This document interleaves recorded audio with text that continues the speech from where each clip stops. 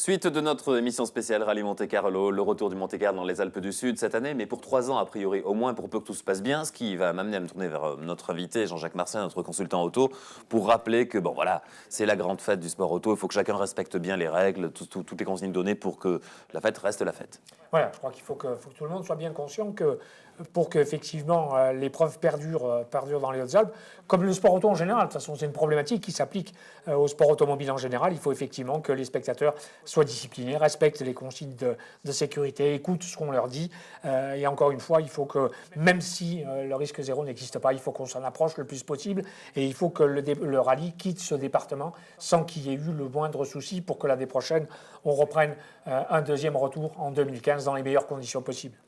Alors avant de dérouler le programme de ce Monte-Carlo, de ces 4 jours de folie que l'on va vivre tous ensemble, un passage obligé chaque jour sur DC TV, le mot de Roger et la avis surtout, et surtout un avis, la vie de Roger.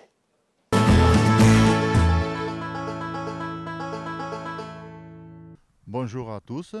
Alors je crois que tu avais un petit mot à nous dire par rapport à notre président François Hollande. Ben oui, plus ou moins à dire, voilà, bon, au sujet de ces, comment dire ça, de ces rumeurs qui se disent. Bon, moi je dirais franchement que la vie privée des gens, ça ne nous regarde pas. Mais secondo, bon, c'est le président de la République quand même, il aurait pu faire un peu plus attention. Ah ben, soi-disant qu'il est avec une autre personne, enfin, je sais pas, mais ça ne nous regarde pas. Ben, c'est sûr que c'est pas le premier, je crois qu'il y en a beaucoup qui l'ont fait malheureusement, mais bon, c'est leur vie privée. J'adore. Bravo Roger. Demain, même lieu, même heure, l'avis de Roger sur un autre sujet. C'est chaque jour précieux d'avoir l'avis de Roger, un avis surtout, et surtout un avis. Allez, retour au Rallye Monte-Carlo avec le déroulement de ces 4 jours. Alors, ce lundi soir, c'était les cérémonies protocolaires à Monaco. Ensuite, ce mardi, remontée des pilotes vers Gap. Tout le monde sera au parc de Font-Rennes aux alentours de 18h, c'est ça? En fin d'après-midi, voilà, fermeture... retour des voitures en parc d'assistance, entre guillemets, à Font-Rennes, où elles veulent. Elles ne sont pas en parc fermé, elles sont en parc ouvert. Elles sont en parc fermé seulement le soir du premier jour de course, c'est-à-dire mercredi. Et donc, effectivement, ils remontent comme ils veulent. Il n'y a pas de consigne particulière. Ils ne sont pas obligés de remonter par la route avec les voitures de course. Donc, il est probable que la majorité remontera soit sur remorque, soit dans le camion. Et puis, demain soir, c'est la vraie installation finale, j'allais dire, sur le secteur de la Pitine de Font-Rennes, avec le début de la grande animation, parce qu'effectivement, là, ça va commencer à bouger. Et lorsqu'on voit les moyens que déploient les écuries sur ce parc d'assistance, on se dit qu'il y a pour qu'ils dépensent autant, on voit la structure de Hyundai, etc., il y a vraiment des enjeux derrière le sport auto. Le sport auto en tant que tel, bien sûr, c'est un sport, mais c'est d'abord et avant tout pour les grands constructeurs un moyen de se faire connaître, de faire du marketing et de développer ce qu'on appelle une image de marque en termes de marketing. Et donc, effectivement, quand on voit ce que coûte une saison en championnat du monde et ce que déploient les grands constructeurs, c'est effectivement assez impressionnant. Et ça l'est d'autant plus cette année, effectivement, quand on voit le retour du Sud-Coréen Hyundai dans le championnat du monde qu'il a pratiqué il y a déjà quelques années avec pas beaucoup de succès. Cette année, ils sont revenus avec, ça se dit en coulisses, des moyens illimités pour revenir en championnat du monde. Et effectivement, lorsqu'on voit la structure qui sont installées à Font-Rennes dans le parc d'assistance, sur 2 étages... C'est une concession automobile, quoi. C'est ça, 600 mètres carrés au sol. Alors, c'est plus qu'une concession automobile, parce qu'en plus, ils ont effectivement réquisitionné la concession automobile de notre ami Patrice Ruick, qui est à quelques centaines de mètres de là. Donc, c'est effectivement quelque chose d'assez colossal. Par contre, avec un petit bémol, on en parlait hier avec les organisateurs, avec les Monégasques, le petit bémol, c'est que malheureusement, cette structure risque fort d'être fermée au public, c'est-à-dire que lorsque les voitures seront dedans, puisqu'elles seront au rez-de-chaussée, le rez-de-chaussée c'est la partie technique, la partie assistance, et le premier étage c'est le réceptif. Lorsque les voitures seront dedans, apparemment les spectateurs ne verront plus rien. Ce qui est quand même un peu dommage parce que le rallye c'est encore l'une des disciplines en sport automobile qui, dans sa formule du haut niveau, qu'est le WRC, permet encore un contact direct entre les écuries, entre les pilotes et les spectateurs, et donc, entre guillemets, s'enfermer, c'est un peu dommage. C'est pas ça l'esprit du rallye. Alors ce mardi, donc l'arrivée, le début de la grande fête. Mercredi, on en a parlé tout à l'heure, le shakedown de Châteauvieux. Il y aura beaucoup de monde. On attend 15-20 000 personnes sur la route, l'ancienne route de la course de côte de Châteauvieux, l'ancienne route des championnats du monde de cyclisme à Châteauvieux, donc sur ce shakedown. Le mercredi après-midi, grande fête dans la ville de Gap, à plusieurs niveaux, à l'Alparena du karting, avec d'abord les champions qui vont faire du karting et puis ensuite une soirée ouverte à tout le monde. Sur les places de Gap, les écuries, les dédicaces de tous les champions, les dédicaces des pilotes de la région à 17h sur la place de la République. Et puis jeudi, le début des choses sérieuses avec la première spéciale de ce Monte-Carlo 2014 dans le Buëch, la spéciale dite d'Orpierre, Jean-Jacques. C'est ça, entre Orpierre et l'autre côté de la vallée. Alors je précise quand même pour la partie festive de l'Alparena, ce sont des cartes électriques. Qui évolueront sur la piste de l'Alparena. Donc cette première spéciale d'Orpierre, effectivement, qui va être la première de cette boucle de 3, qui va donc, comment parcourir les concurrents le jeudi matin, pour ensuite revenir à Gap à l'assistance, puisque c'est notre fameux principe du pétale de la Marguerite. Donc ce premier pétale est composé de 3 épreuves spéciales, celle d'Orpierre, celle de Rosan qui arrivera à la Charce et celle de Montauban-sur-Ouvèze qui part donc dans le département voisin, la Drôme, et qui arrive à la Borelle en limite du département des Hautes-Alpes, que ses concurrents donc effectueront 2 fois, une fois le matin, une fois l'après-midi, après un passage à l'assistance à Gap en milieu de journée, pour à la fois intervenir sur les voitures, refaire du carburant, et puis une petite zone de regroupement, cette procédure qui permet, comme on dit dans notre jargon, de boucher les trous, c'est-à-dire de combler les espaces qui ont pu se créer en raison d'abandon. Alors on est allé voir sur place, on a passé, comme l'on dit, je crois, dans le jargon, la spéciale, le S1, celle de la Borelle, regardez en GoPro.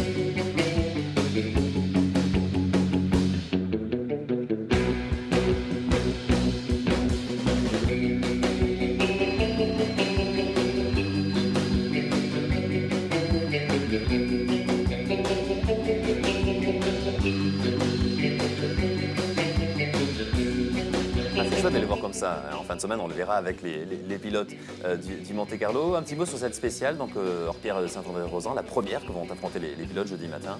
Oui, alors c'est une spéciale, on l'a vu sur les images, qui est humide le matin. Donc si la baisse des températures qu'on nous annonce se confirme, ce qui est probable, il risque d'y avoir effectivement des zones assez piégeuses. C'est-à-dire que la difficulté d'une boucle qu'on fait 2 fois dans la journée, enfin difficulté, ça se gère, les pilotes le savent le faire, c'est que les conditions peuvent changer de manière assez importante entre le matin et l'après-midi, puisque le deuxième passage de l'après-midi va se trouver en tout début d'après-midi, et donc les conditions vont être plus du tout les mêmes, ce qui rajoute à l'autre difficulté, et ce qui fait aussi un peu la spécificité du rallye de Monte-Carlo lorsqu'il n'est pas totalement enneigé, c'est le choix des pneumatiques.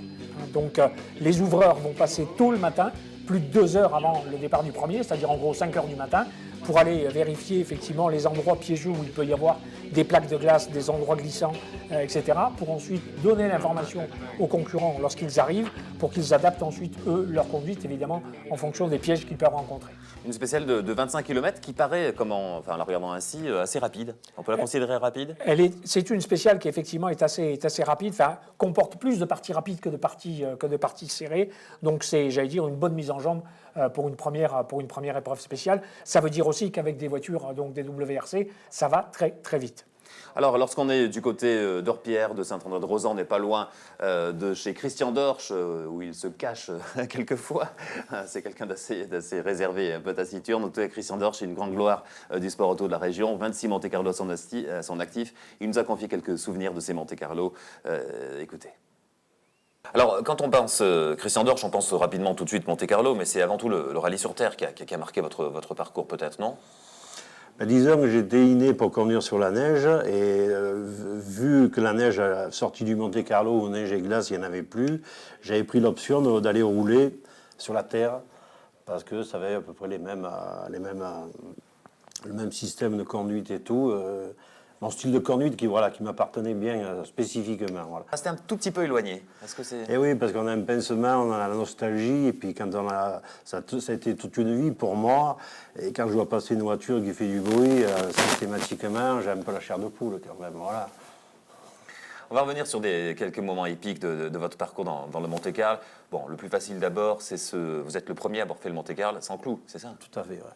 Et les pneus contact sont partis de mon inspiration du Monte Carlo sans clous avec une 505 qui n'avait pas la spécificité de bien tenir sur la neige.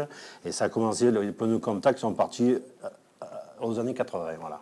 Comment vous regardez cette nouvelle génération avec quand même cette chance que l'on a d'avoir un champion du monde des rallyes, du Champsaur, des Hautes-Alpes? C'est notre génération. J'ai tout le grand respect pour Seb, qui va devenir, juste sa carrière commence pour moi, il a tout l'avenir devant lui. Pour lui, c'est fabuleux de commencer par Monte Carlo et j'espère qu'il va gagner, quoi. Voilà, Christian Dorsch dit Dorschinen. Alors, il y a les anciennes gloires, les grandes gloires de ce Monte-Carlo, et puis ceux qui le font aujourd'hui. Ils sont 11 originaires, on va dire, pour faire court, des Alpes du Sud, parmi lesquels, bien sûr, Sébastien Ogier, parmi lesquels, entre autres, les frères Arnaud. Écoutez, Christophe. Les amis aussi, tous les gens qui sont passionnés de rallye. Voilà. Et cette soirée-là est dédiée à ça. Voilà. Lundi, nous avons le passage du podium sur la place du Casino à Monaco. Après, on remonte à Gap. Et vraiment, le départ du rallye, ça sera jeudi. Bon, bien que mercredi, il y ait le check-down, la mise au point, une séance de mise au point voilà, que nous ferons. Là, en tant qu'amateur, on a droit à 2 passages. Pour nous, ça sera notre 8e participation au Monte-Carlo. Bon, bien que la dernière, c'est il y a 10-12 ans. Quoi. Voilà.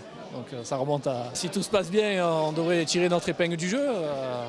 On espère bien être, on va dire, sur le devant. Pas forcément sur le podium, mais parmi les personnes sur l'avant du rallye. Quoi. Voilà, Christophe, lors de la présentation de leur véhicule chez l'un de leurs partenaires. On va repartir dans le Buège sur le S1. Regardez ces images en caméra embarquée, pour ne pas dire GoPro, en tout cas que nous avons réalisé il y a quelques jours. Regardez la suite de l'ES1, donc cette spéciale entre Orbières et Saint-André-Rosan de 25 km. Un petit mot, Jean-Jacques, sur Christophe Arnaud. Il fait partie de ce que l'on appelle, je ne sais pas si c'est la bonne formulation, mais un bon volant, c'est ça, de la région? Oui, ce sont des pilotes talentueux, les frères Arnaud. Malheureusement, Christophe a eu quelques soucis de santé, ce qui a fait qu'il a été obligé effectivement d'interrompre un peu son activité sportive pendant quelques temps. Alors j'en profite pour élargir un peu la question. Le fait que, comme on le disait en particulier avec Christian Dorsch ou avec Raymond Durand encore à midi, que le rallye de Monte-Carlo et le championnat du monde en général ait changé de contexte et qu'il y ait moins de kilomètres à parcourir, moins d'épreuves spéciales. Raymond Durand parlait à midi de 32 épreuves spéciales qui composaient le rallye de Monte-Carlo. Je crois aussi que, bien que les vieux passionnés que nous sommes aient un peu la nostalgie de cette époque-là, le fait de faire plus court, c'est aussi la possibilité pour des équipages talentueux comme les frères Arnaud et comme beaucoup d'autres, et en particulier des équipages locaux, je crois que c'est aussi pour eux la possibilité de faire le rallye à moindre coût et donc de pouvoir s'y distinguer, on l'espère, plus facilement. Alors c'est donc la journée de jeudi sur laquelle on était avec ces 3 spéciales passées 2 fois entre 7h et 15h l'après-midi, une grande fête dans l'ensemble de la vallée du Buège et donc que pour vous tous qui êtes plutôt sur le bassin gapençais, en tout cas si vous l'êtes, un passage à Gap chaque fois à la fin de chaque boucle finalement. Un retour à l'assistance, voilà, à la fin de chaque boucle, c'est-à-dire chaque boucle constitue un des fameux pétales de la Marguerite. Et donc le centre de la Marguerite, c'est Fontaine, c'est le parc d'assistance à Gap avec en même temps, parce que c'est aussi réglementé, on parlait des pneumatiques, mais il y a aussi le ravitaillement en carburant qui est réglementé. Et donc c'est à cette occasion-là que les pilotes remettent la voiture en configuration, en sachant qu'ils ont 30 minutes. Donc si la voiture est trop abîmée, malheureusement, on ne peut pas tout remettre à zéro. Mais en tout cas, on remet la voiture en condition pour repartir avec les pleins, les pneus neufs, etc. Et puis déjà vendredi, un petit mot, on y reviendra tout au long de la semaine sur DC Radio, DC TV, DC.fr. Vous trouvez d'ailleurs toutes les informations sur notre site en permanence. Vendredi, eh bien, c'est la journée du départ, mais pas un départ rapide, précipité le matin. Ça va être encore une belle, grande demi-journée dans notre secteur. c'est une superbe matinée, effectivement, dans notre secteur, avec celle qui sera sans doute le juge de paix de ce rallye Monte-Carlo version 2014, la spéciale de Vitrolles-Faye, la plus longue, plus de 49 km, avec là aussi un parcours très, très varié, très technique, des conditions qui peuvent être très changeantes entre le col d'Espreau et en particulier le sommet du col qui peut être très piégeux au premier passage le matin, bonne heure. Ensuite la descente jusqu'au moulin du Pied de la Poix et puis le retour vers Saint-Aubin-d'Oz et vers Saint-Vournon. Donc une spéciale très, très rythmée, très rapide, avec des passages très différents selon que l'on est dans la montée du col ou que l'on est ensuite à travers, comme on peut le voir sur les images de la GoPro, à travers la descente entre Saint-Aubin-d'Oz et Saint-Vournon. Donc ça va être effectivement quelque chose je pense, de mythique que cette matinée dans la spéciale de Vitrolles-Faye, qui va être entrecoupée entre les deux passages par celle des Garcinets, qui elle aussi est un monument du rallye de Monte-Carlo et qui elle aussi est une partie du relief du département voisin, j'allais dire un limitrophe avec les Hautes-Alpes, qui peut être particulièrement piégeux, surtout le matin. Là, il n'y aura par contre qu'un passage dans la spéciale des Garcinets, et c'est à l'issue du deuxième passage dans Vitrolles-Faye que les concurrents repasseront à l'assistance à Gap avant de partir sur le nord du département voisin, la spéciale de Sisteron-Thouars. Sisteron-Thouars qui avait été fait l'année dernière, hein, Tout et à qui fait. marquera le retour tranquille vers Monaco. On reviendra sur tout cela. On remercie Jean-Jacques d'avoir été avec nous pour cette émission. On se retrouve demain hein, et tous les jours sur DC Radio, DC TV, DC.fr pour vivre à fond ce rallye Monte-Carlo. On va se régaler.